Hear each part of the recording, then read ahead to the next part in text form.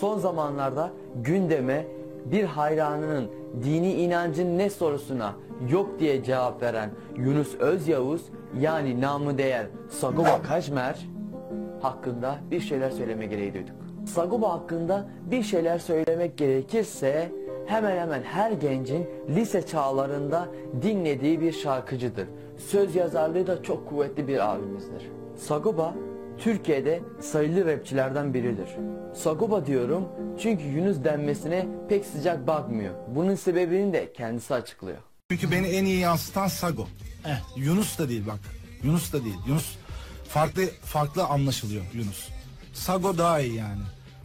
Sago, sadece Sago beni mutlu ediyor şu an.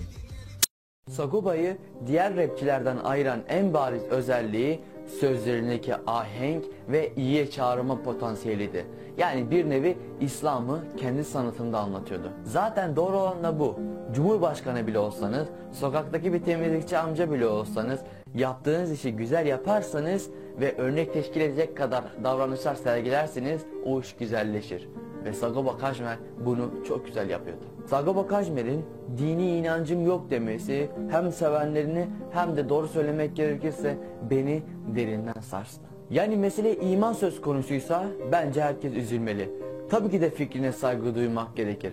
Bir insanın yaptıklarına bakmak gerek. Bazen bir insan bir arayışa girdiği zaman sonunun nereye gideceğini bilemeyebilir. Mesela imamlar, hocalar iman davasında yarın kaybetmiş bir şekilde kendilerini bulabilirler. Yani bu o davanın yanlış olduğunu göstermez. Belki iman zafiyeti, imanlarındaki boşluklardaki sızıntıyı gösterir ve bu yüzden davalarını kaybetmiş olabilirler.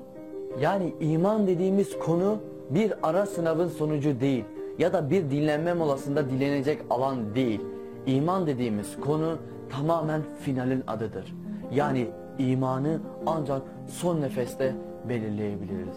Son nefese kadar da imanımıza, inandıklarımıza sahip çıkmalıyız. Sagopa Kajmer'e gelirsek de ondan önce sevenlerine sesleniyorum. Eğer bir insanı fikirlerinden ötürü dışlarsak o insan büsbütün o fikre hapsolur. Yani fikirlerinden ötürü Sagopa'yı dışlamak tamamen yersizdir. Saygı duymak gerekir. Gelelim Sagopa Kajmer'e. Her insanın hayatında belli dönüm noktaları vardır. Yani böyle şeyler olabilir. Şayet bu videoyu izliyorsan abi, kafamızdaki soruları masaya döküp beraber cevaplayabiliriz. Çünkü güzel abim, İslam'da cevapsız hiçbir soru yok ki insanı aldananlardan eylesin. Böyle şeyler olabilir güzel insanlar ve böyle şeylerin olacağını bilen Allahu Teala Ali İmran şöyle buyuruyor: Allah'ın ipine sımsıkı sarılın.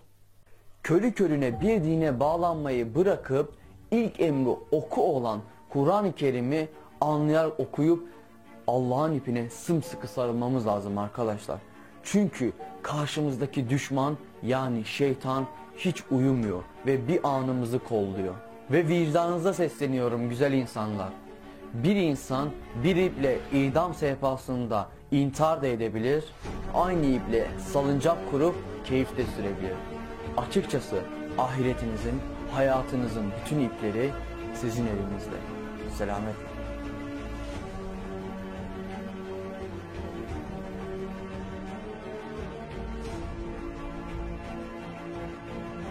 Bu video başkalarının hayatını değiştirebilir.